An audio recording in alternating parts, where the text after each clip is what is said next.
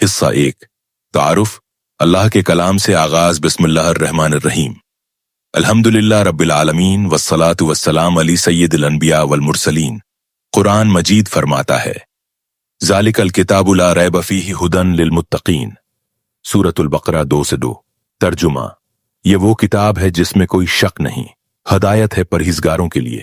یہی کتاب اور رسول اللہ کی تعلیمات ہمارے لیے چراغ راہ ہیں۔ حصہ 2 ایمان اور توحید۔ ایمان کی بنیاد ہے توحید۔ اللہ ایک ہے، اس کا کوئی شریک نہیں۔ قرآن کہتا ہے قل هو اللہ احد اللہ الصمد لم یلد ولم یولد ولم یکن لہ کفوا احد۔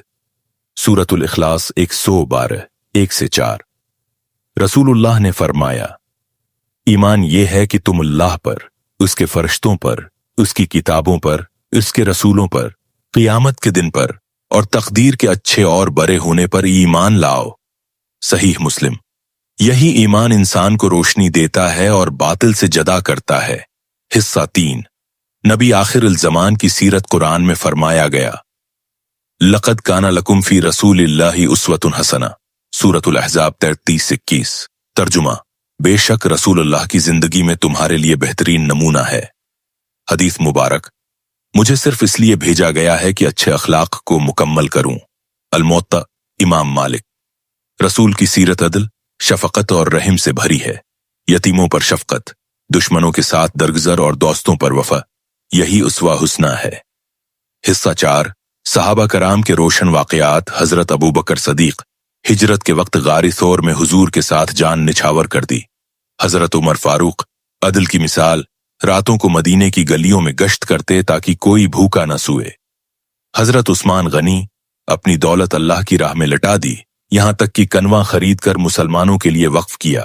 حضرت علی علم و شجاعت کا پہاڑ خیبر کے قلعے کو اپنے ہاتھوں سے اکھاڑ ڈالا۔ یہ سب نبی کے تربیت یافتہ تھے اور ان کی زندگیاں قرآن اور سنت کی زندہ تفسیر تھیں۔ حصہ 5 قیامت اور آخرت۔ قرآن فرماتا ہے فمن یعمل مثقال ذرۃ خیرا یرہ ومن یعمل مثقال ذرۃ شرا یرہ۔ سورۃ الزلزال 99-97-8۔ ترجمہ پس جس نے ذرا برابر نیکی کی ہوگی وہ اسے دیکھ لے گا، اور جس نے ذرا برابر برائی کی ہوگی وہ اسے دیکھ لے گا۔ رسول نے فرمایا قیامت کے دن انسان کے قدم اس وقت تک نہیں ہلیں گے جب تک اس سے 4 چیزوں کے بارے میں نہ پوچھا جائے۔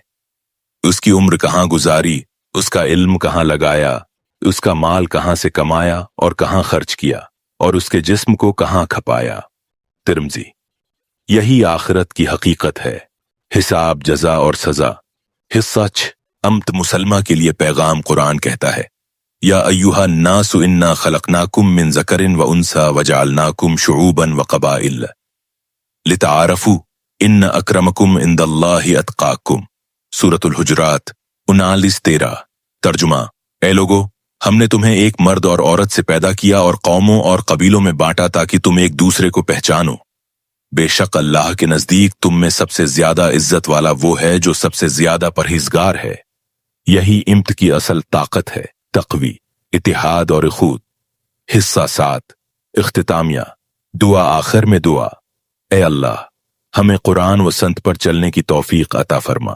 اے اللہ امت مسلمہ کو اتحاد نصیب فرما اور ہمیں نبی آخر الزمان کے ساتھ جنت الفردوس میں جگہ عطا فرما۔ آمین۔